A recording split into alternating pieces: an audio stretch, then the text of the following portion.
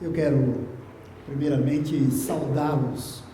Dentre tantas saudações que o apóstolo Paulo deixou nas suas 13 cartas, há uma que eu, em particular, gosto muito.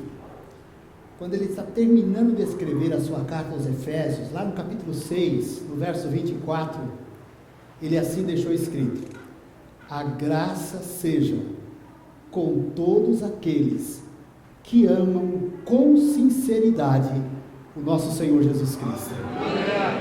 Eu tenho a certeza que eu estou diante de homens e mulheres que amam com sinceridade o Senhor Jesus Cristo. E estou muito feliz por isso. Essa oportunidade, para mim, ela é singular. Quero agradecer ao Paulinho pelo honroso convite. A nossa amizade foi mais além do que se pensava, de trazer um momento tão especial desse na vida da igreja, para estar com vocês, conhecendo os irmãos e tendo a oportunidade de compartilhar sobre um tema apaixonante para mim. Eu fui professor de eclesiologia na Faculdade Teológica Batista de São Paulo durante 23 anos. Eu sou apaixonado por igreja. Quero dizer que se há uma instituição que me encanta, é a Igreja do Senhor Jesus. Mas se há também uma instituição que me preocupa tanto nos dias de hoje, é a igreja que se diz do Senhor Jesus. Há uma preocupação grande pelo que a igreja tem se apresentado nos dias de hoje. Quando essa igreja promove um encontro com este tema, ela está ajudando os seus membros a terem uma visão ampliada para encarar a tarefa que a igreja tem diante desse mundo tão corrompido, diante desse mundo tão carente, diante desse mundo raquítico quanto aos alimentos de Deus, diante desse mundo que a gente tem visto quanto de fato jaz no maligno. E eu quero, de uma maneira muito modesta, dar a minha contribuição para que a gente possa refletir e de alguma forma colocar essa instituição no lugar que ela precisa estar na nossa vida cristã. Quero agradecer a todos vocês. Eu vim com um material aqui para falar até amanhã cedo. Posso falar até amanhã cedo, Paulinho? Eu só tenho um compromisso amanhã às 9 horas da manhã, tá?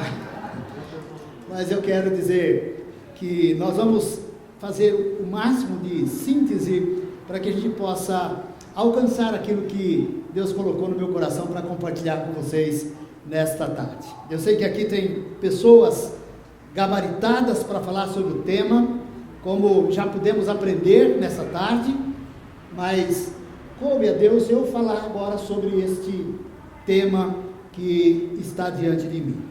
Antes de entrar propriamente no tema, eu quero, para cá, né?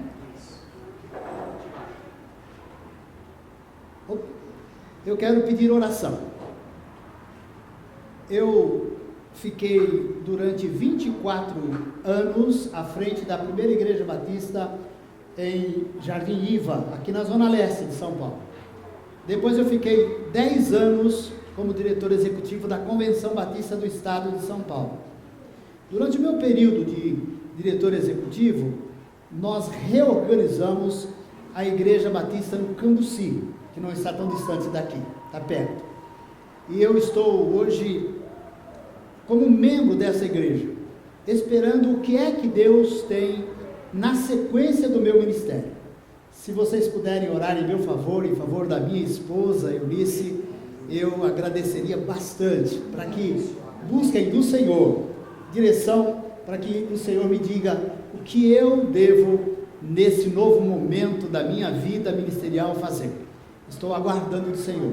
Já tive algumas oportunidades de ser convidado para algumas igrejas, até convidado para ser diretor executivo de outras convenções do Brasil, mas não tenho sentido de Deus ainda a resposta para aceitar esse ou aquele convite. Por isso eu estou à busca na presença de Deus, para que Ele me direcione, sabendo o que é que Ele tem para mim nesse novo momento.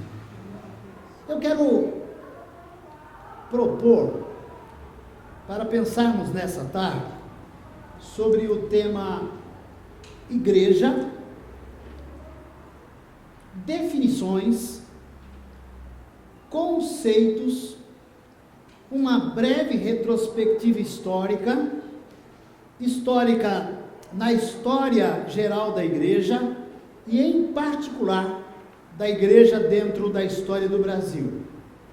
Quero também ver se consigo chegar a pensar um pouquinho sobre a missão da igreja e, finalmente, os seus riscos nos dias de hoje. Veja que o tema é amplo, tem muita coisa para se pensar. Em alguns momentos eu vou ser um pouco mais célere, eu vou passar um pouco com mais rapidez, mas em alguns eu vou me ater um pouco mais, entendendo a relevância do assunto naquele momento. Assim que eu vou buscar um texto bíblico. O primeiro texto que eu quero chamar a atenção é o de 1 Timóteo, o capítulo 1, do verso 3 até o verso 7, que aí está projetado. Diz o texto: partindo eu para a Macedônia, aqui é o apóstolo Paulo falando, roguei-lhe que permanecesse em Éfeso, referindo-se a Timóteo, para ali, Timóteo, ordenar a certas pessoas que não mais ensinem doutrinas falsas e que deixem de dar atenção a mitos e genealogias intermináveis que causam controvérsias, em vez de promoverem a obra de Deus, que é pela fé. O objetivo dessa instrução é o amor que procede de um coração puro, de uma boa consciência e de uma fé sincera. Alguns se desviaram dessas coisas, voltando-se para discussões inúteis, querendo ser mestres da lei, quando não compreendem nem o que dizem, nem as coisas acerca das quais fazem afirmações tão categóricas. Esse é o primeiro texto. Eu não coloquei ali, a propósito, o segundo texto.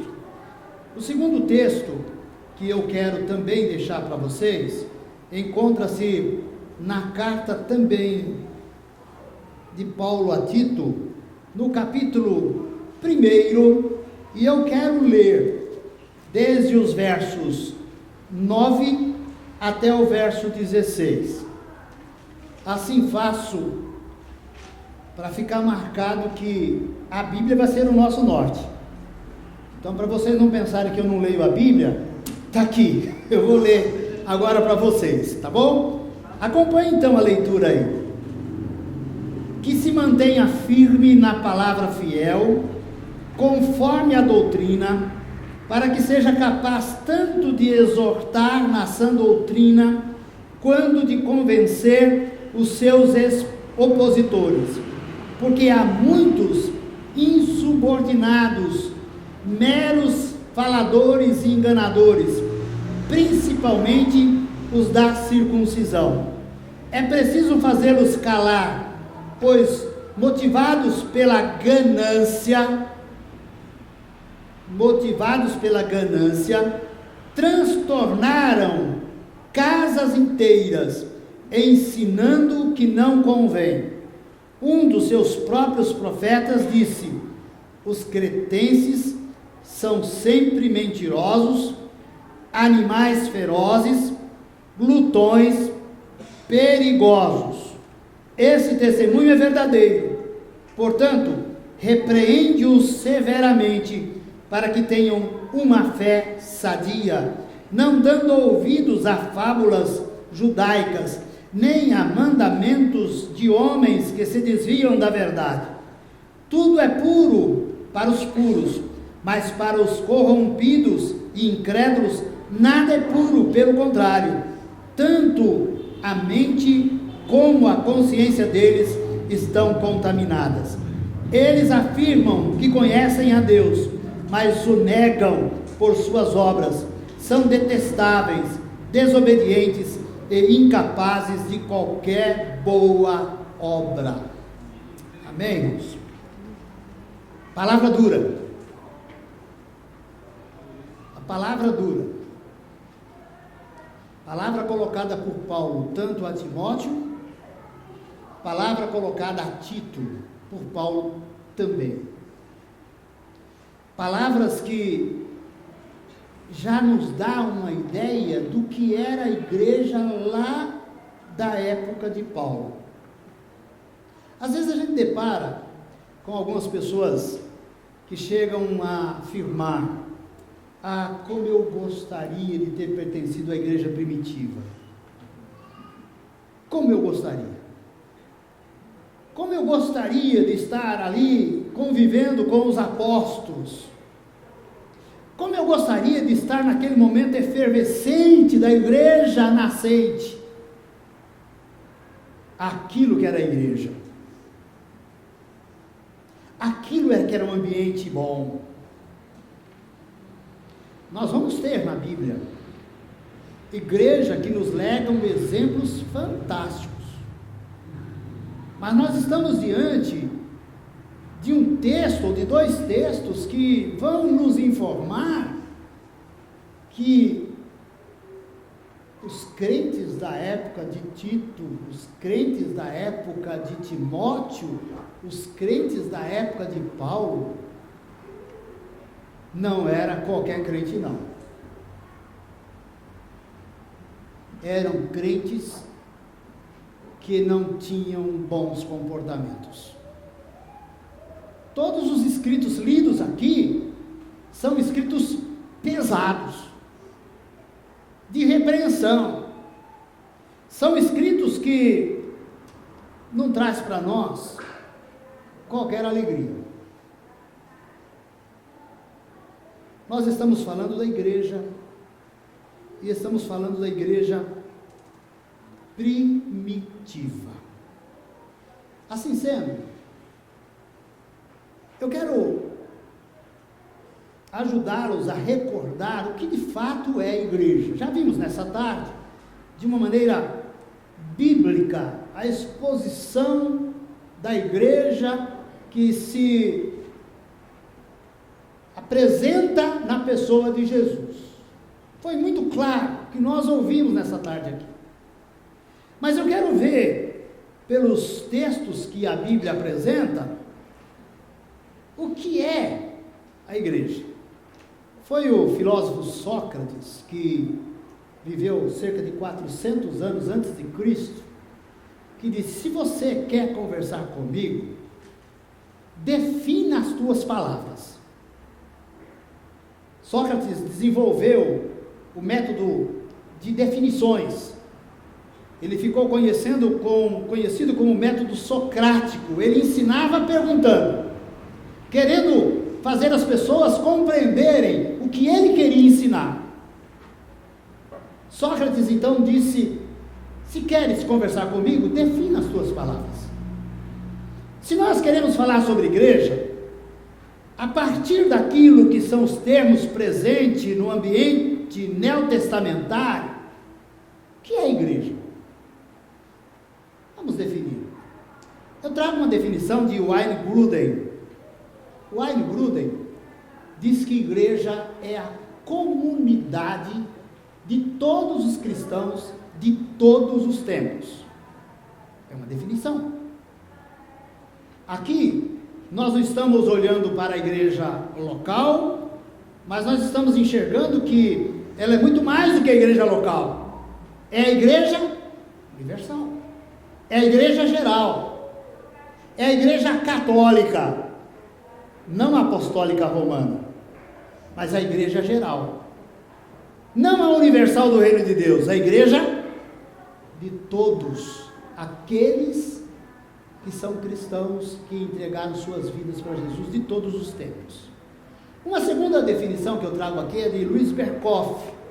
Louis Berkhoff diz: a igreja é o corpo de Cristo, a communio fidelium, a communio santorum, ou seja, a comunhão dos fiéis, ou a comunhão dos santos.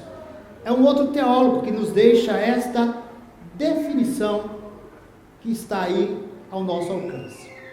Uma terceira definição que eu quero chamá-los a atenção é a de Emery Bancroft. Esse teólogo, ele deixou escrito que a igreja, na qualidade de organismo, é o corpo místico de Cristo, do qual ele é o cabeça. Ele é o cabeça. É o cabeça vivo. Ele ressuscitou. Ele é o cabeça vivo, do qual os crentes regenerados são os membros. E na qualidade de organização, a igreja é um grupo de crentes batizados, reunidos pelo Espírito Santo, com o propósito de obedecer os princípios e os preceitos da palavra de Deus. Quero ainda, em cima desta definição, fazer uma separação. Essa definição mostra a igreja enquanto organismo vivo.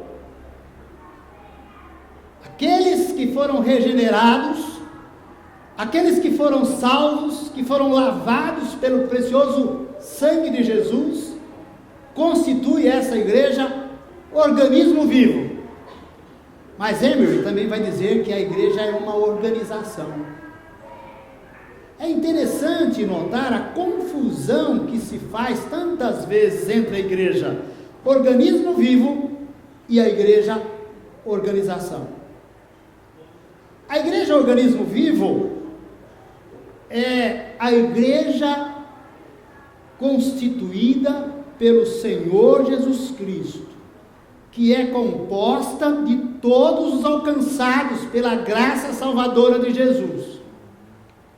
A igreja organização é a igreja que tem CNPJ, é a igreja que admite funcionário, é a igreja que manda embora funcionário, é a igreja que compra, é a igreja que vende, é a igreja que aluga. Essa igreja, organização, tantas vezes falha. É a igreja de espaço de poder, é a igreja da política, é a igreja da politicagem, é a igreja dos cargos. Essa igreja, organização, muita gente não quer fazer parte dela. Muita gente não quer fazer parte dela. E pelo fato de só enxergar essa igreja, organização, muitos não querem nem vir a essa igreja. Foi colocado aqui no debate. As pessoas se afastam. Se afastam. Essa igreja, organização, não é o ideal de Cristo. Não. O ideal de Cristo é a igreja onde estão presentes os versículos da reciprocidade. Amar uns aos outros, confessar as culpas uns aos outros, ajudar uns aos outros, levar as cargas uns dos outros. Essa igreja da reciprocidade que deve amar uns aos outros, essa igreja é a igreja idealizada pelo Senhor Jesus. Infelizmente, a igreja organização tem tantas vezes sufocado essa igreja organismo vivo. E por ter sufocado essa igreja organismo vivo, a gente está vendo tantas aberrações dentro dessa igreja organização, que a gente reprova, que a palavra de Deus reprova. Paulo já falou algumas coisas para essa igreja lá, para o jovem pastor Timóteo, como também já falou algumas coisas para essa igreja, para Tito. o jeito, a qualidade desses que constituem essa igreja organização. Creio que isso deve ficar claro entre nós. Não devemos permitir de forma alguma que a igreja organização, com suas mazelas, tome o lugar da igreja pela qual Cristo morreu. Não devemos. Não devemos estar desestimulados em fazer parte dessa igreja, por conta da igreja que tem sido espaço de poder para tantos. Eu li na carta de Paulo a Tito que muitas coisas que estavam acontecendo lá, Tito, que era pastor em Creta, na ilha, era por ganância. Lembra da palavrinha que eu li? As pessoas estavam agindo com ganância. Será que aquela igreja tem muita diferença da de hoje que a gente vê? A gente não vê muita diferença. Assim sendo, posto essas definições, eu quero ainda levá-los ao conceito católico do que é igreja. E chamo-lhes a atenção porque há muitos católicos que não sabem disso. No conceito da teologia católica, sabe o que é igreja? É a communio dociens. Sua formação é clerical. Ela é a mãe que oferece benefícios àqueles que a admitem. Vamos pensar um pouquinho sobre essa definição. A comunidade dócil, a comunidade dos docentes. Veja que, para a Igreja Católica, os seus fiéis não fazem parte dela. Quem faz parte da igreja, na Igreja Católica, são os clérigos. Aí vem lá a hierarquia toda, o Papa, os arcebispos, os bispos, tá? Os padres. Isso é que é igreja para a Igreja Católica. Os demais fiéis não fazem parte dessa igreja. São estes que formam esse corpo clerical. E esse corpo clerical é que decide a vida dos que estão aqui embaixo, dos leigos, assim chamados pela Igreja Católica. Por isso que nós não chamamos e não fazemos essa divisão entre clérigos e leigos. Na igreja evangélica, na igreja protestante, todos são partes do corpo de Cristo. Não há essa divisão. Mas a Igreja Católica há essa divisão. Estou pondo isso aqui para que a gente possa até, quando estiver em alguma roda, quando estivermos defendendo a nossa fé, a gente possa ter essas informações, porque muitos não têm essas informações, e por isso mesmo estão sendo enganados, infelizmente. Seguindo, eu quero levá-los a aprofundar um pouco mais as definições, apresentando conceitos sobre igreja. Você não vai encontrar dentro da Bíblia nenhuma definição sobre o que é igreja. Você pode passar o Novo Testamento todo, você não vai encontrar definição do que é igreja. Você vai encontrar dentro da Bíblia figuras de linguagem, exemplo do que pode ser uma igreja. Nós vamos então agora ver uma série de conceitos bíblicos que se apresenta para nós didaticamente, para que a gente possa compreender o que é uma igreja segundo o que foi idealizado pelo seu fundador. Vamos ver então esses conceitos. O primeiro conceito que eu quero apresentar para vocês sobre igreja, esse conceito é igreja enquanto um conceito genético ou biológico. Tá. a igreja. Mas a Bíblia apresenta a igreja dentro desse conceito genético. E a igreja dentro desse conceito genético é o corpo de Cristo. A Bíblia vai dizer então que a igreja é o corpo de Cristo. Nós vamos ter textos aí que vão nos ajudar a compreender. Ali nós temos alguns textos, 1 Coríntios 12, Romanos 12. Nós vamos ali ver que de fato a igreja, ela se apresenta dentro do Novo Testamento como um corpo vivo, com membros, com esses membros que um ajuda o outro. Dentro dessa constituição tem Jesus como cabeça. Esse é um conceito genético de igreja dentro do Novo Testamento.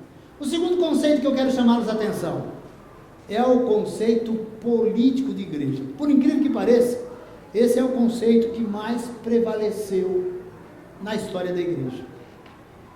O que é o conceito político? Buscou-se a ideia, dentro desse conceito político, que igreja é igreja. Afinal de contas, o que eu quero dizer com isso? Igreja é igreja. Havia as chamadas cidades-estados da Grécia.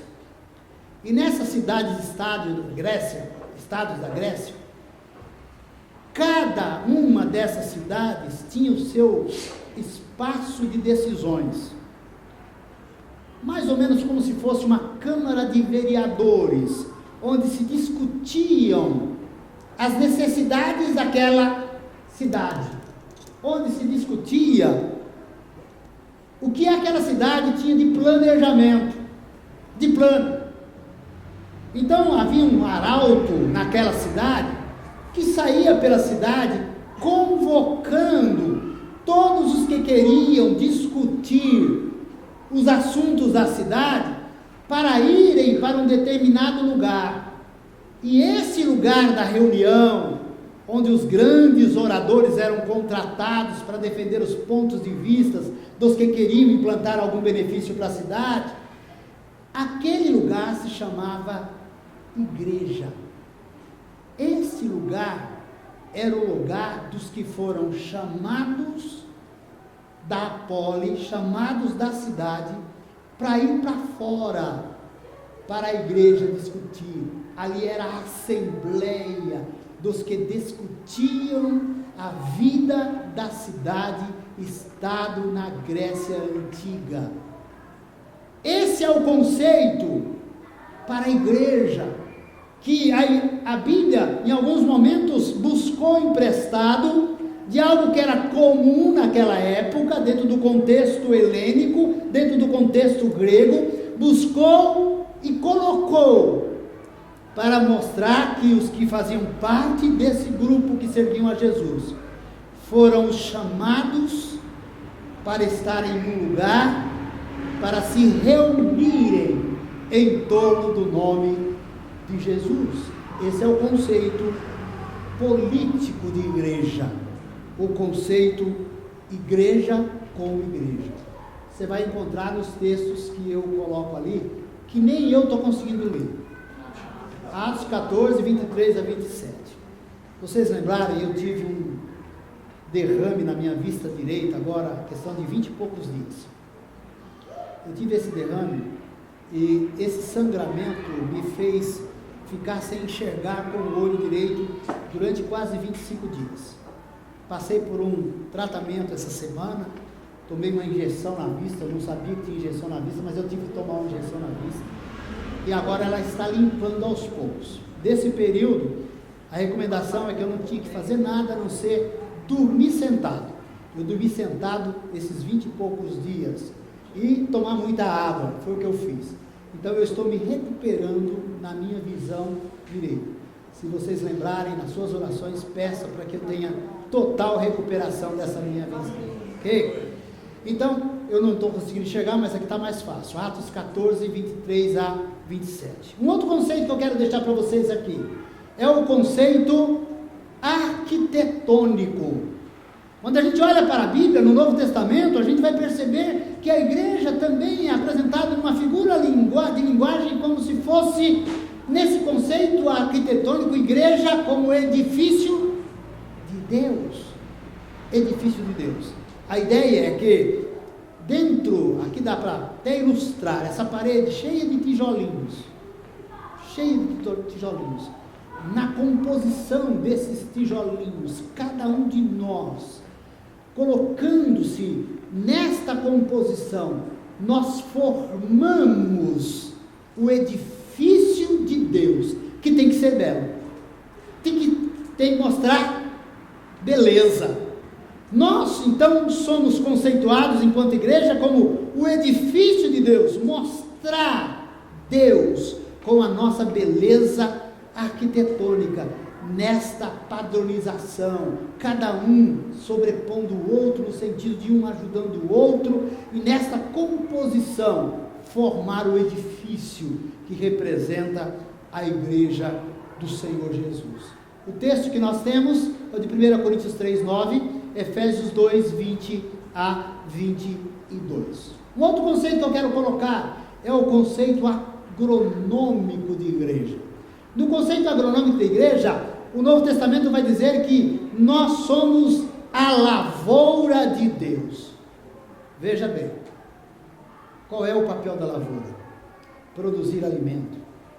A igreja do Senhor Jesus, ela precisa produzir alimento para este mundo faminto das coisas de Deus. A igreja do Senhor Jesus tem que ser essa lavoura, e dentro deste mundo que está precisando de alimento espiritual, a igreja precisa então dar alimento para este mundo que está raquítico quanto às coisas de Deus. E o texto é o de 1 Coríntios 3, 6 a 9 e 2 Timóteo 2, 6. Um outro conceito é o conceito familiar. A igreja como família de Deus. O texto bíblico, Gálatas 6:10, Efésios 2:19. Aqui a ideia é que a família, ou na família, no ambiente da família, nós tratamos as nossas coisas, nós nos amamos, nós nos ajudamos. Nesta família, nós estamos entrelaçados. Nessa família, nós estamos cooperando. E dentro dessa família, nós fazemos então aquilo que o Senhor, que é o Pai dessa família, pede para fazermos.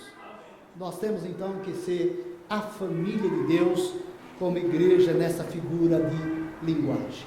Um outro conceito é o conceito sociológico. O conceito sociológico está aqui representado como igreja comunidade. Não é bonito ver Atos 2? Quando a igreja está ali nascendo, a gente percebe que há reciprocidade, há mutualidade, há um comportamento de ajuda. Ninguém tem o que tem para si mesmo, antes se desfaz do que tem para repartir. É uma comunhão, ninguém tem falta de nada. A igreja também é colocada dentro do Novo Testamento como esta comunidade que tem que cuidar dos seus, que tem que estar ajudando aqueles que têm necessidade, que tem que estar orando, que tem que estar visitando, que tem que estar levando aquilo que eles não têm. Dentro desse compartilhamento, desse comer o pão juntos, a ideia de comunhão é essa, a koinonia. A igreja, portanto, é colocada também como esta comunidade. E o texto é de Atos 2, 44 a 47, Atos 4, 32 a 37. Ainda tem um outro conceito que eu quero colocar aqui, é o conceito militar. A igreja é apresentada dentro do conceito militar. E dentro do conceito militar, a Bíblia vai dizer o que a igreja tem que ser. Ela tem que ser o exército de Deus. O texto, 2 Timóteo 2, 3 a 4. Isso quer dizer, nós constituímos um grande batalhão de pessoas que foram alcançadas por Jesus, de pessoas que eram perdidas e que agora estão salvas, e que agora precisa fazer um papel de verdadeiros soldados, saquear o inferno. Veja que tarefa, gente. Nós temos que saquear o inferno. Nós temos que buscar tantos que estão nas garras de Satanás. E nós temos que lutar para tirá-los da garra de Satanás. Nós temos que ir na direção desses que estão sendo enganados. E nós temos que buscá-los, se precisar, com força, para que o amor de Cristo os alcance. Esse é o papel nosso, a igreja enquanto o exército de Deus. E por fim, temos o conceito diplomático. Igreja no conceito diplomático é a embaixada do reino de Deus. Glória a Deus. Ah, queridos, a embaixada cuida dos negócios de um país estrangeiro. Estamos nesses dias na discussão aí do filho de Bolsonaro, se vai ser embaixador nos Estados Unidos. E qual é o papel desse? De ir lá para os Estados Unidos defender os interesses do Brasil, cuidar dos negócios do Brasil. Tá? E nesta busca de cuidar dos negócios do Brasil é que vem a ideia. Nós estamos nesse mundo e nós precisamos, enquanto embaixada do reino de Deus, enquanto igreja do Senhor Jesus, cuidar dos negócios de Deus. Cada um cuidando destes negócios desse reino, não falhando, antes trabalhando para que os negócios desse reino possam ir bem. Não podemos falhar, não podemos falhar. O texto bíblico encontra lá em 2 Coríntios 5, 20. Nós temos, portanto, esses conceitos de igreja que não podemos perder de vista. Os textos bíblicos estão aí para que a gente possa refletir sobre eles e ver, será que nós estamos cumprindo com esse papel enquanto igreja de Cristo que dizemos ser? Nós somos igreja do Senhor Jesus. Amém. E nós não podemos deixar de cumprir com esse papel que é mostrado de maneira muito clara dentro da palavra de Deus. Eu quero rapidamente voltar a um período da história da igreja. A história da igreja, ela se confunde muito com a história do pensamento humano. Se confunde muito. Vocês sabem que em cada momento da história dos homens, especialmente nesse período da era cristã, há um período em que os homens dão uma certa ênfase. E à medida que os tempos vai passando, vai perdendo aquela ênfase e vai entrando outra no lugar. E ela vai sendo substituída por outra. Então eu quero passar rapidamente sobre estas ênfases da história da igreja, como eu disse, se confunde com a história do pensamento humano. Chamo a atenção então. Primeiro, há um período que é o período da igreja primitiva. Primeiro ano depois de Cristo a 500 depois de Cristo. Nós temos dentro desse período a chamada igreja perseguida, que vai do ano 30 depois de Cristo até o ano 312 depois de Cristo. Depois a gente entra no período da igreja imperial, do ano 312 depois de Cristo ao ano 500 depois de Cristo. Eu chamo a atenção de vocês aqui.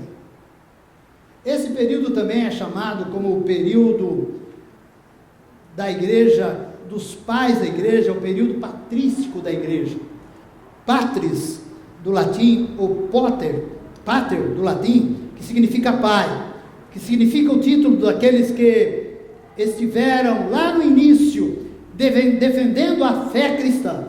Esse período da igreja é um período em que a igreja, ela não está na formalidade, ela vai passar para a formalidade no ano 312 depois de Cristo, quando então ocorre a chamada conversão de Constantino, o imperador do Império Romano. Ele tem a sua fragilidade no Império Romano, e ele percebe que os cristãos estão tomando conta do Império Romano, estão com grande influência. Ele aproveita desse momento para aumentar o seu poderio e ele acaba dizendo e propagando que agora ele é um cristão também. Nesta chamada conversão de Constantino, nós vamos ter então a chamada Igreja Imperial, a Igreja do Imperador, que vai do ano 312 até o ano 500 depois de Cristo. Vou correr um pouquinho. Aí nós entramos num período da história da igreja que vai do ano 500 ao ano de 1500 depois de Cristo. É a chamada Igreja Medieval. Nós temos aqui a Idade Média. Nós temos então, na Idade Medieval, 3 períodos. A Baixa Idade Média, que vai de 500 depois de Cristo a 1000 depois de Cristo. Nós temos a Alta Idade Média, que vai de 1000 depois de Cristo a 1300 depois de Cristo. E nós temos a Tardia Idade Média, que vai de 1300 depois de Cristo, obrigado, querido, depois de Cristo a 1500. Nós temos então esse período da Idade Média. Nesse período da Idade Média, nós temos que entender, nesse período, a igreja manda, a igreja dita, a igreja diz o que é certo, o que é errado, muito mais, não com base na Bíblia, mas muito mais pela força política. A igreja medieval, nesse período, ela é que dá a última palavra sobre as áreas do saber humano, a ciência. É nesse período que a igreja vai dizer o que é certo, o que é errado, segundo o conceito dos que constituíam a igreja, que a essas alturas já é uma igreja oficial do império. Nesse período, é um período onde não se questiona a igreja. Ela é que determina o que está correto, o que não está correto. Não há oportunidade para os seguidores dar os seus pontos de vista. Até que num período dessa igreja vai acontecer algumas mudanças, que as pessoas começam a questionar. Por quê? A última palavra da igreja. Naquele período, as pessoas olhavam a igreja como divino e não questionavam. Ela estava certa, mas muda-se o período do pensamento humano para a idade da igreja moderna, que vai de 1500 até 1945. Nesse período, nós vamos ter o baixo período moderno, com a presença da Renascença e a Reforma Protestante do século XVI. É nesse período que aquela hegemonia da igreja vai se diluindo. É nesse período que aquela forma poderosa da igreja vai desaparecendo. Vai ter o período dos pré-reformadores, que está querendo uma mudança daquele status quo. Vai ter o período dos reformadores. E aí no século XVI vai surgir um monge chamado Martinho Lutero. E Martinho Lutero vê aquela igreja marcada pela política, vê aquela igreja distante da palavra de Deus, vê aquela igreja que só é espaço de poder, vê aquela igreja organização e começa a não se contentar. Até que ele então escreve as suas 95 teses e fixa na porta do castelo de Wittenberg, e ali ele se levanta contra algumas práticas da igreja, especialmente contra as indulgências, onde a igreja estava arrecadando dinheiro para construir a Basílica de São Pedro, lá no Vaticano, e vendia então salvação. Olha que ponto chegou aquela igreja. Quem tinha mais, conseguia melhores benefícios naquela igreja. Quantos títulos de bispos, igrejas ou famílias influentes compraram? Títulos de padres que nunca rezaram a missa. Quantos Quantos compraram isso para dar status para a família? Porque ser da igreja era ter status. Ser da igreja é estar perto do império. É a igreja que andava de mãos dadas com o governo, com o Estado, com o imperador. Nesse contexto, surge então a Reforma Protestante. E a Reforma Protestante, através de Lutero, vai dizer: a salvação, ela vem mediante a fé, e a fé em Jesus Cristo. Martinho Lutero abre a boca e fala sobre isso. A justificação vem pela fé, não vem por pagar, não vem por obras, não vem por isso. Essa igreja sofre um grande golpe. Surge então o cisma, o grande cisma da igreja já apostólica romana, a igreja geral, a igreja católica. Nesse sentido, nós temos então uma perseguição a quem pensava diferente da igreja oficial. E o próprio Lutero vai ser perseguido. E ele tem que fugir, porque ele seria morto por conta de ter levantado a verdade bíblica. E ele não tinha intenção de promover o que ele promoveu. Ele queria mudar o estado das coisas dentro da sua igreja. Mas como essa igreja não admitiu antes de persegui-lo, ele então começa um movimento, e esse movimento fica conhecido na história como a Reforma Protestante. Nós temos dentro dessa Idade Média a era do Iluminismo, a era da razão. Nesse período, nós vamos ter o período da crítica. Nós vamos ter um período em que as pessoas agora se sentem libertos para poder falar sobre as coisas que a igreja acabava por querer defender. E nesse período da crítica, nós temos o levantamento de alguns homens eminentes da história. Johann Kepler, nós vamos ter Galileu e Galilei, nós vamos ter Pascal, nós vamos ter alguns homens que levantaram contra aquela situação da igreja, dizendo que algumas coisas que a igreja ensinava não batia com a ciência, algumas coisas que a igreja ensinava estavam incorretas. Eles levantam, é o período chamado dos escolásticos. É nesse período que esses homens vão então mudar a história do pensamento humano. O que é que vai acontecer?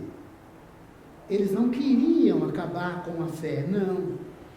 Eles queriam colocar a igreja no seu devido lugar, mas acabaram mudando o pensamento do homem.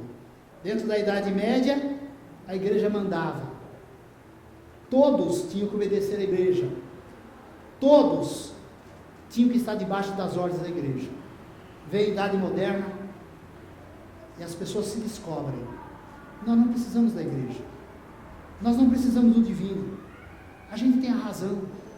É o período em que a gente vai ter um progresso muito grande. Nessa idade moderna vem a era da Revolução, vem a Revolução Francesa. Já pensou? Os súditos se rebelarem contra um rei? Isso aconteceu na França. Era algo inadmissível, porque o rei era um deus. O rei é que dava a última palavra e a primeira palavra. E aí nós vamos ter decapitação de Luís XV. Nós vamos ter também da rainha Maria Antonieta. Aquilo dali cria uma revolução na Europa, porque todos os estados são monárquicos e todos ficam com medo. Vai acontecer o mesmo conosco. A Revolução Francesa vai então mudar a situação, e nessa revolução o pensamento humano vai dizer: nós não precisamos desta questão divina, nós não precisamos da igreja, nós podemos fazer as coisas a partir da nossa razão, a partir do nosso conhecimento. Até que veio a grande frustração, 1914, todo mundo pensava que estava tudo resolvido. Agora nós encontramos a felicidade, agora nós encontramos a razão de ser, está tudo agora bom, porque nós sabemos como fazer as coisas, pela razão. E aí surge a grande decepção dos que assim pensavam na Idade Moderna. Surge a primeira grande guerra mundial. 1/3 da população da Europa é morta. É morta. 1/3 da população. As pessoas que estavam pensando, poxa, mas nós tínhamos encontrado a razão. Nós temos encontrado um estado de alegria, nós temos encontrado um estado de felicidade, nós não precisávamos da igreja, nós não precisávamos do divino, nós tínhamos por nós mesmos encontrado a razão de ser. Agora vem essa catástrofe, primeira grande guerra mundial. Com a guerra vem as doenças, as grandes doenças. A peste bubônica mata mais milhões de pessoas no mundo. Cadê a felicidade que a Idade Moderna oferecia? Cadê a solução do problema que a Idade Moderna oferecia? Era a frustração. Mas não parou por aí. Veio também a Segunda Guerra Mundial, em 1940 a 1945. Mais milhões de pessoas são mortas. Seguido também de muitas pestes, muitas doenças que ceifam também milhões de pessoas. A Idade Moderna não resolveu o problema da felicidade do homem. O homem que tinha virado as costas para o divino. É certo que o divino não estava fazendo o seu papel na pessoa da igreja. Agora nós temos essa Idade Moderna. Essa Idade Moderna não resolve o problema dos homens. Nós entramos então no período da pós-modernidade. E esse período da pós-modernidade é o período que nós estamos vivendo. Esse período da pós-modernidade é o período em que o homem não olha para o divino mais, já ficou para trás. Não olha para a comunidade como aquela capaz de dar felicidade para ele. Mas agora o homem olha para ele mesmo. E agora ele é o Deus do indivíduo, dele mesmo. Nesse período que nós estamos vivendo, agora não existe verdade universal, absoluta. Não. Nesse período, a minha verdade é que vale. Eu tenho a minha, você tem a sua. Cada um tem a sua verdade. Os absolutos deixam de existir. E isso surgiu a partir de 1979. Em 1972 tem um primeiro ensaio de um novo período no pensamento da história do homem. De um novo período dele tratar com as coisas espirituais. Agora, o homem, ele descarta as instituições com facilidade. Família para ele, o que importa? Eu vou casar, vou fazer uma experiência. Se der certo, fico. Se não, descarto. Os filhos não respeitam os pais. Logo, se o pai falar grosso, ele se rebela contra o pai.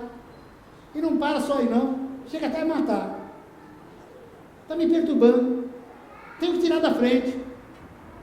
Ele não é mais aquele funcionário que fica lá na indústria, que começa a trabalhar e fica 35 anos até se aposentar. Não.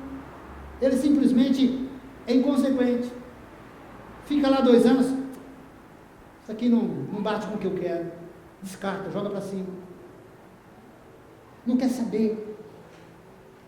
Assim também acontece na relação desses da idade pós-moderna com relação à igreja. É uma migração de igreja que não é brincadeira. A pessoa está nessa igreja aqui, que ele aceitou o Senhor Jesus, que ele trabalhou tantos anos, mas ele fala, aqui não está bom para mim não, vou para aquela. E ele vai para aquela. Aí ele fica naquela, um pouco lá, e fala assim, não, aqui não tem espaço para mim não, vou para outra. Então ele fica migrando, ele fica de um lado para o outro, porque ele não tem, nesse período, compromisso com a instituição. Ele descarta. Esse é o período que ele vive. Ele olha para ele mesmo e diz, se eu estiver bem, está tudo resolvido. Tudo resumido. Eu não estou preocupado com os demais, com a sociedade. Não. Esse é o período da pós-modernidade que nós estamos vivendo. E nesse período da pós-modernidade, muitos não querem nem saber de igreja. Nós temos aí o grupo dos 100 igrejas agora. Eles estão por aí. Não frequentam mais cultos, não vêm. Se eles lembram, mandam o dízimo pela conta bancária, não tem ato de culto para entregar o dízimo, não participam de nada. Se a igreja fechar, para ele tanto faz como fez. Irresponsabilidade. Será que o homem está realizado nesse período? Ele abandonou a idade do divino. Ele passou pela idade das conquistas, da razão. Ele abandonou aquela idade. Ele entrou num outro período, que a sociedade encontrava a solução das questões. Mas agora ele já está olhando para ele só. E quando ele olha para ele só, nós estamos vendo aí os índices de suicídio subindo. Até entre evangélicos. Pastores que põem fim à sua vida, que deixaram de ter a instrução bíblica, que deixaram de buscar a razão de ser na sua relação com Deus, que viveram dessa maneira e por conta disso não estão se encontrando e com isso estão sofrendo. Eu quero fazer um corte ainda maior na história, compreendendo um pouco a nossa história e como ela tratou a igreja, pensando na história do Brasil. Eu quero chamar a atenção. Proclamação da independência do Brasil, 7 de setembro de 1822.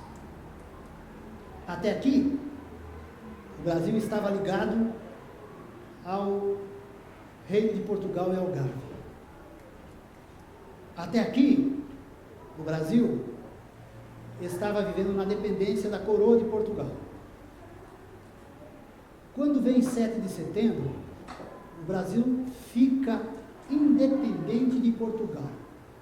Vem com isso a primeira Constituição Política do Império do Brasil, de 25 de março de 1824. A primeira Constituição Política do Brasil, estamos falando de Brasil agora, tá? Demos um salto grande. Estamos falando de Brasil.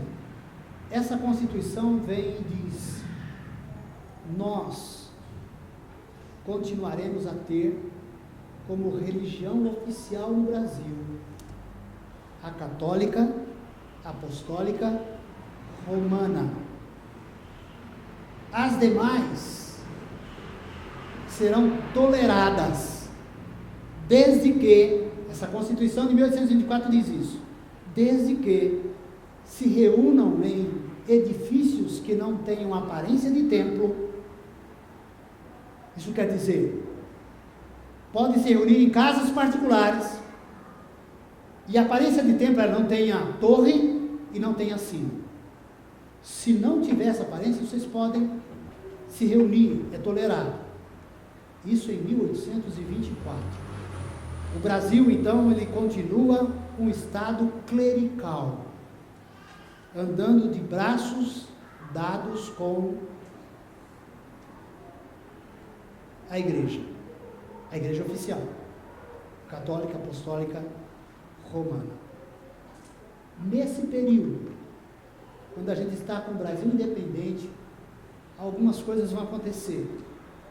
A chegada dos luteranos ao Brasil é em 1850. Aí nós temos esse Dr. Hermann Bruno Otto Blumenau, que era o dirigente dos cultos em alemão, no sul do Brasil. O nome Blumenau lembra alguma coisa? O nome de uma cidade. Recebeu o nome por conta desse homem aqui. Era um crente luterano. Blumenau era o dirigente dos cultos. Eles estavam todos num grande galpão. Os alemães que vieram para o Brasil se instalaram lá em Santa Catarina. Depois eles se espalharam para o Rio Grande do Sul também, e para o Paraná especialmente. E lá eles faziam os cultos dentro de um estilo de governo clerical, um governo que tinha uma religião oficial. Esses homens sofreram muito, porque foram perseguidos, mas colocaram a fé deles, já em 1850, no Brasil. Nós vamos ter a chegada dos presbiterianos ao Brasil, no dia 12 de agosto de 1859, o missionário Asbel Green Simonton. Esse é o homem que chega pela primeira vez. Ele chega no Rio de Janeiro, e ele chegando ao Rio de Janeiro, com muita dificuldade para poder professar a fé em Jesus Cristo, não podia convidar, porque não podia fazer esse proselitismo dentro do Império do Brasil, era contra, a igreja oficial perseguia e tinha autorização para isso. Ele faz o seguinte: recebia as caixas de Bíblia, e no porto de Rio de Janeiro, ele colocava à noite as caixas de Bíblias abertas, e ele saía, deixando lá as caixas de Bíblia. No dia seguinte, ele percebia que as Bíblias todas, todo mundo tinha pego. No dia seguinte, ele fazia a mesma coisa. E ele foi, então, divulgando a palavra de Deus através desse método, escondido à noite, deixando caixas de Bíblias abertas para que as pessoas pegassem. Mas ele foi perseguido por essa sua atitude. Nós vamos ter agora a chegada dos batistas ao Brasil. A primeira igreja batista fundada em território brasileiro foi na cidade de Santa Bárbara do Oeste, no dia 10 de setembro de 1871. Aqui nós temos uma foto do templo da igreja batista organizada no Brasil. Esse templo ainda existe até hoje, restaurado no cemitério dos americanos, na cidade de Santa Bárbara do Oeste, aqui perto de Americana. Ali foi uma região onde vieram os imigrantes americanos, subiram pelo porto de Iguape e entraram e chegaram até a terra das Campinas, a chamada Campinas hoje, a cidade de Campinas. Ali ficaram em Sumaré, ficaram em Nova Odessa, Santa Bárbara do Oeste, e fundaram a cidade também de Americana, que é a cidade fundada pelos americanos que vieram nesse período de 1871. Nós temos aqui o primeiro casal de missionário, Anna Luther Bagby e William Bagby. Eles é que fundaram o Colégio Batista Brasileiro aqui em Perdizes. Eles é que estiveram à frente disso. Nós temos ainda uma mudança de governo. O Brasil era império, mas nós vamos ter o decreto número 1 de 15 de novembro de 1889, que é a proclamação da República. Proclamação esta, proclamada por Marechal Deodoro da Fonseca. Na verdade, ele não teve resistência para proclamar a República. Dom Pedro II era o imperador do Brasil no Império. Dom Pedro II era um homem culto, mas um homem que não conheceu a infância, porque durante toda a sua infância ele era regente do Brasil e ele ficava preso num quarto só estudando. Não teve relacionamento com ninguém. Ele estudou. Dentre os estudos, ele estudou também a Bíblia. Ele era um interessado pela Bíblia. Chegou a visitar as terras bíblicas. Mas Dom Pedro II, que estava bem no governo, o povo gozava dele, quando tomou conhecimento que havia um movimento lá numa praça no Rio de Janeiro para a proclamação da República, ele disse: deixa, eu já estou cansado mesmo. Eu não estou querendo mais ficar conduzindo o Brasil, já estou muito cansado. E aí então houve a proclamação da República. Com a proclamação da República vem a primeira Constituição Federal do Brasil em 1891, no dia 24 de fevereiro de 1891. E esta Constituição veio fazer uma mudança na Constituição do Império. Lá existia uma religião oficial, cá não mais. quem foi o grande protagonista dessa Constituição foi o baiano Rui Barbosa. E Rui Barbosa, que respirava os ares de liberdade, não admitia aquele estado de coisa no seu Brasil de então. E aí então, praticamente fez um contra-C, um contra-V da Constituição dos Estados Americanos, Estados Unidos da América. E fez o Brasil ter uma Constituição semelhante à Constituição Federal dos Estados Unidos da América. O Rui Barbosa colocou o Brasil tirando as amarras da igreja do Estado, deixando então livre o Estado da igreja. O Brasil deixou de ser clerical para ser laico. A partir daí, há uma mudança na presença dos demais credos de fé, dentre eles os evangélicos.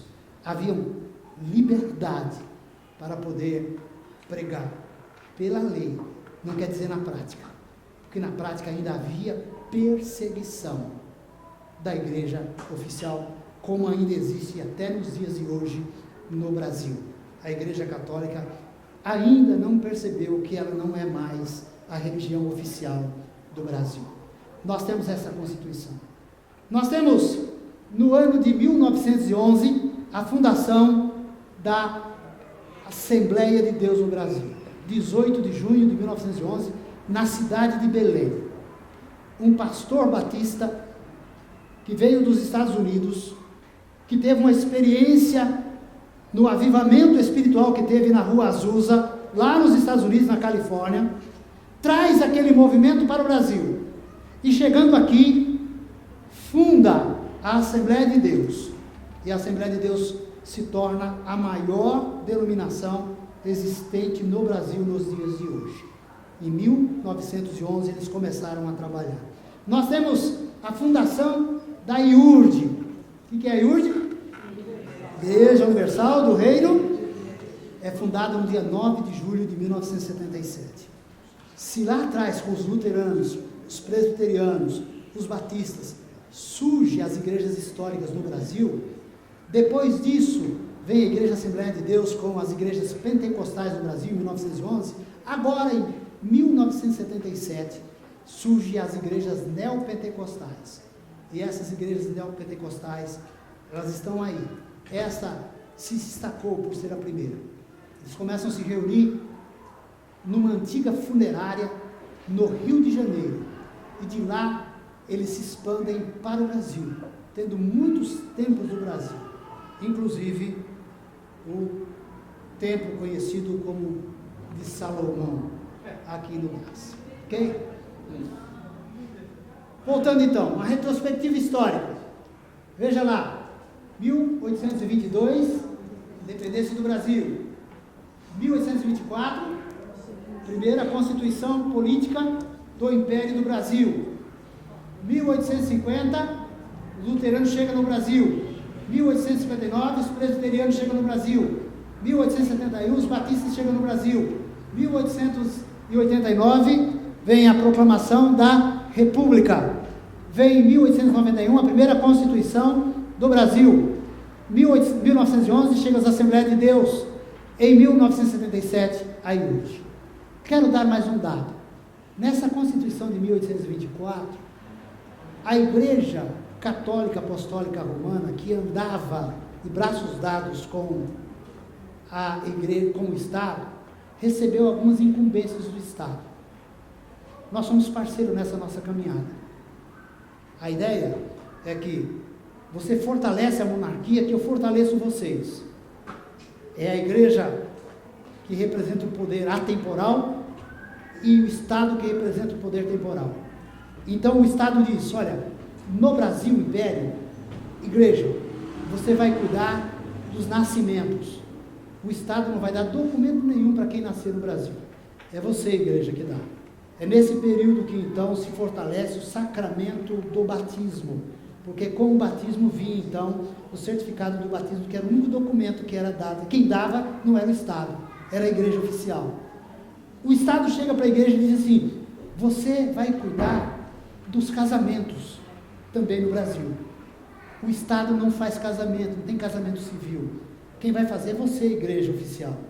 E aí então fortalece-se também o sacramento do casamento feito pela igreja.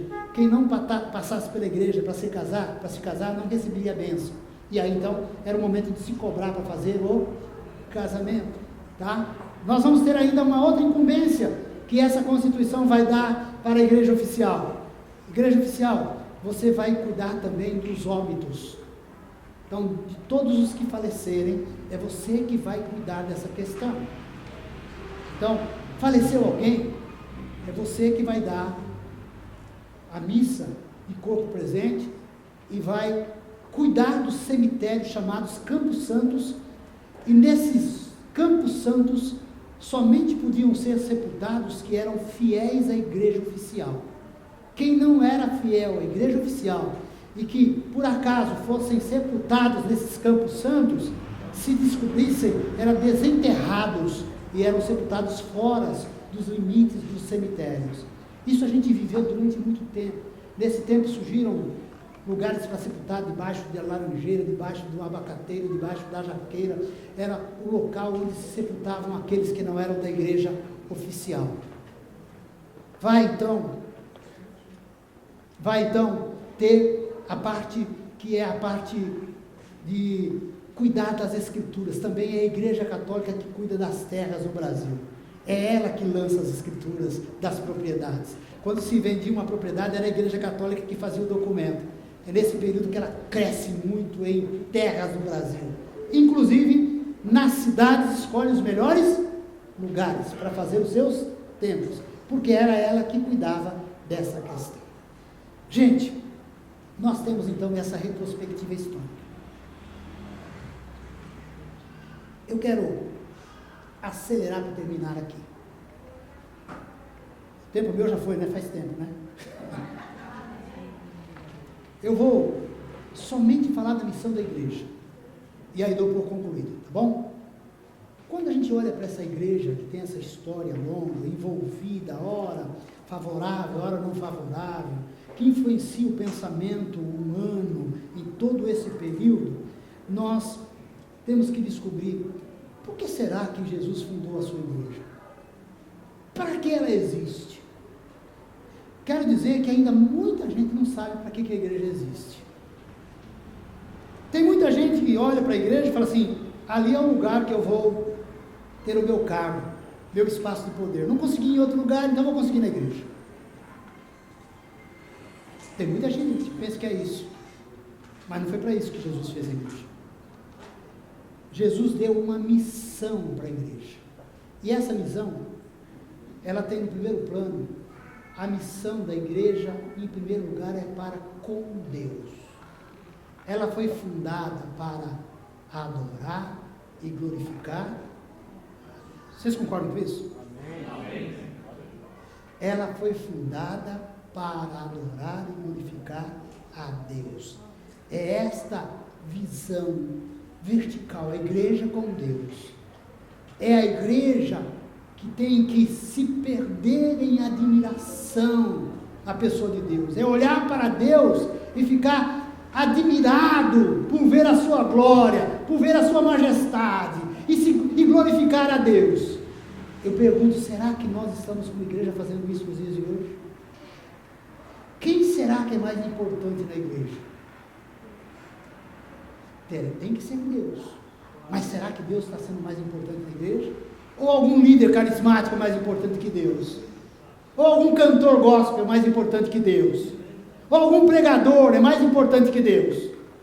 Nós fomos feitos, diz a palavra de Deus, para a glória de Deus. A igreja foi feita para glorificar a Deus.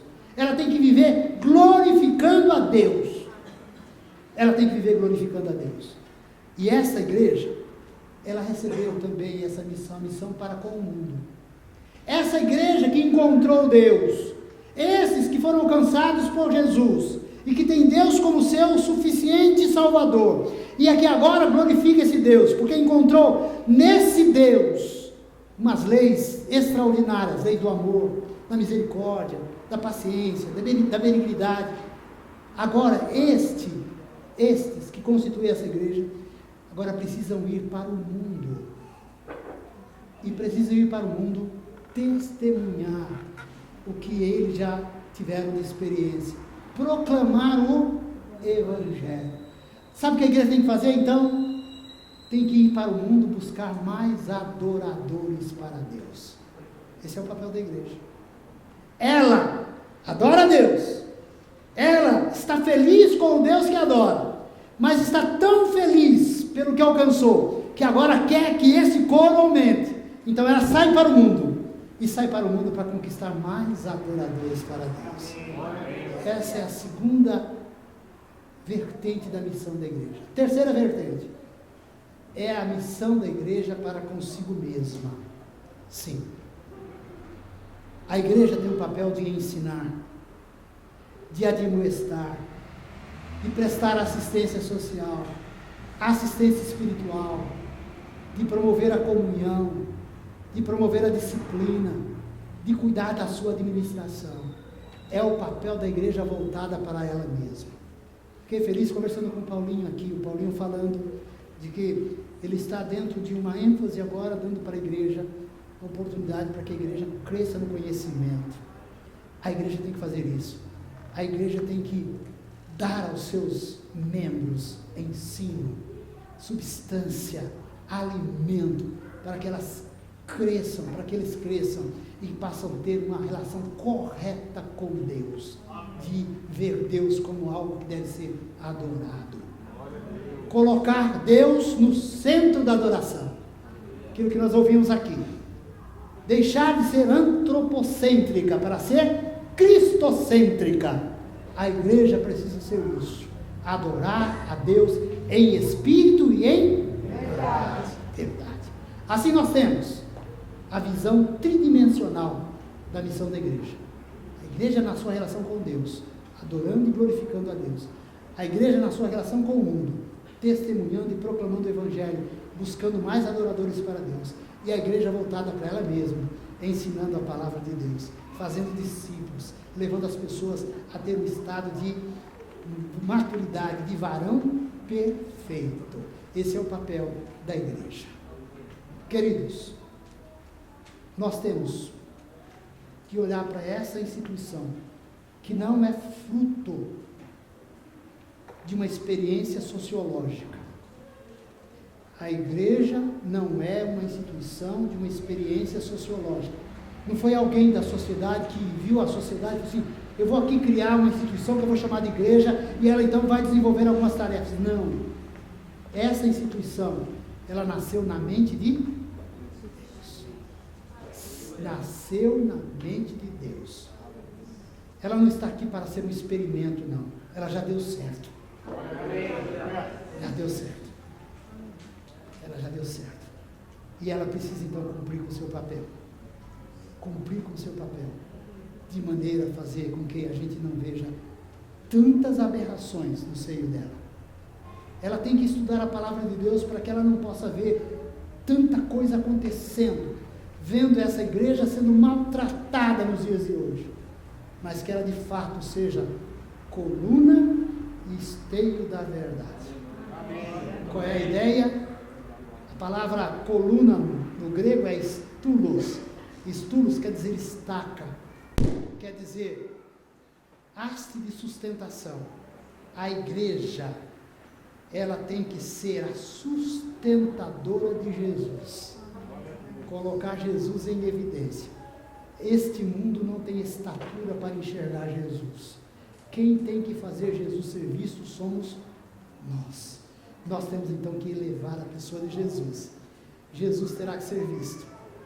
Se esse mundo ver Jesus, vai perceber que de fato Jesus em nós fez diferença. Aí entra aquela ideia, nós temos que ter a ousadia, como teve João e Pedro, quando estava indo para a porta chamada Formosa do Templo. Ao passar por um mendigo, esse que passava todos por ele como um potencial econômico financeiro, queria esmola. Quando Pedro e João estão passando, ele estende a mão para conseguir uma esmola. Os dois disseram, olha para nós, não temos prata nem ouro, mas o que temos, isso te damos, em nome de Jesus Cristo, levanta-te E a Bíblia diz.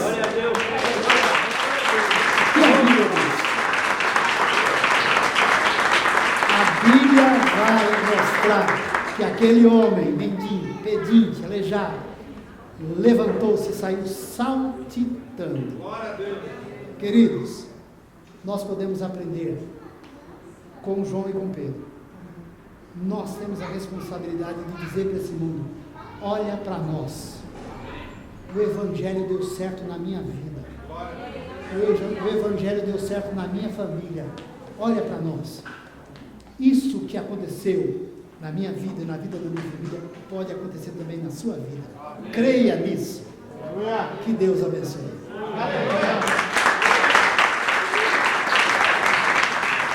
Glória a Deus. Vamos pegar as cadeiras aqui. Cadê o Nilo? O Nilo está devagar hoje. Fique aí, pastor.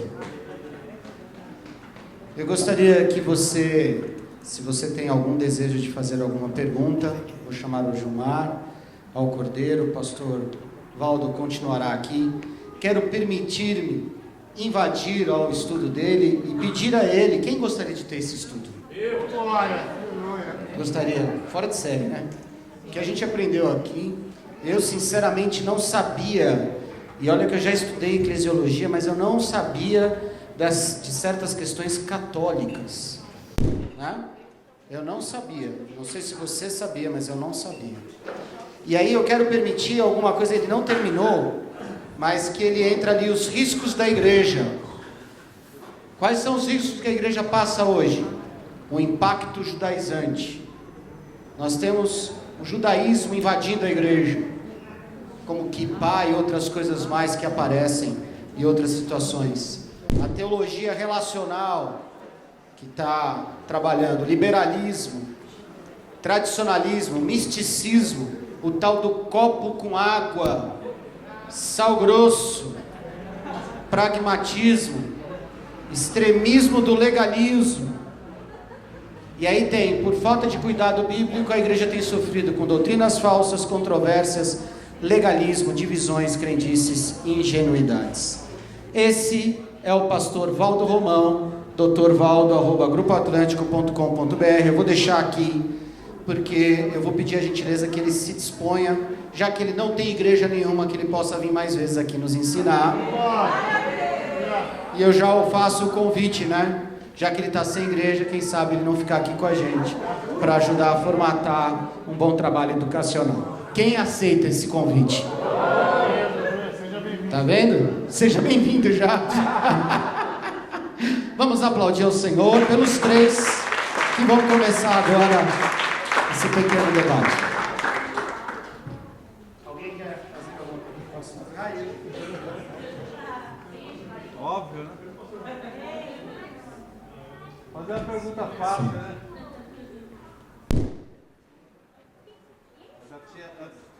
Eu já tinha convidado o pastor Valdo antes de começar. Bem, o senhor falou sobre pós-modernidade. E agora a gente está vivendo a época da redesignação da verdade.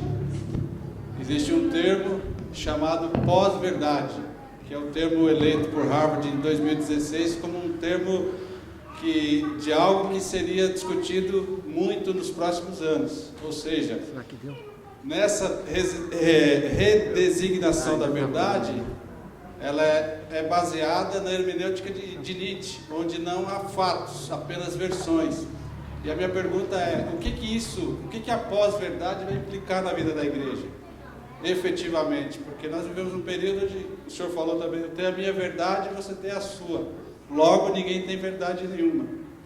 Que tipo de implicação isso vai trazer para a igreja? Essa é a minha pergunta simples. Perguntinha bem simples mesmo, né? Bem simples. Eu quero dizer que eu não tenho dificuldade para ouvir pergunta nenhuma, mais difícil que for. Eu tenho dificuldade para respondê-las.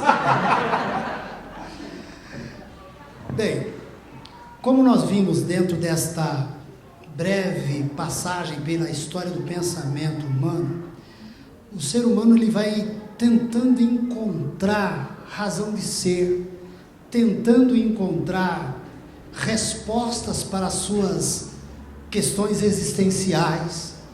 E nesta busca de encontrar resposta, vai criando essa sucessão de modo de pensar. A alta modernidade, também chamada de pós-modernidade, trouxe a quebra dos absolutos. E aí o caminho ficou aberto para a gente ter um aprofundamento da quebra desses absolutos. Então, aquilo que você colocou aí tem a ver com a verdade que nós sempre extraímos da palavra de Deus. Aliás, temos até Jesus numa autodefinição, dizendo: eu sou a verdade. Nós, então, temos a verdade absoluta, que é Jesus. Aleluia. E essa verdade absoluta, ela não pode jamais ser chamuscada. Amém. Nós precisamos estar firmes, como diz Pedro, sabendo responder a razão da nossa fé. Nós temos que ter certeza de que nós temos a verdade absoluta.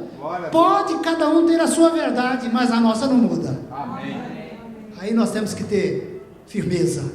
Então, quando você tem firmeza na palavra de Deus, pode vir todas essas formas modernas de pensamento, ou pós-moderna de pensamento, e redefinições de conceitos, que não vai nos atingir, porque nós temos conosco a palavra da verdade. Amém. Eu tenho uma pergunta.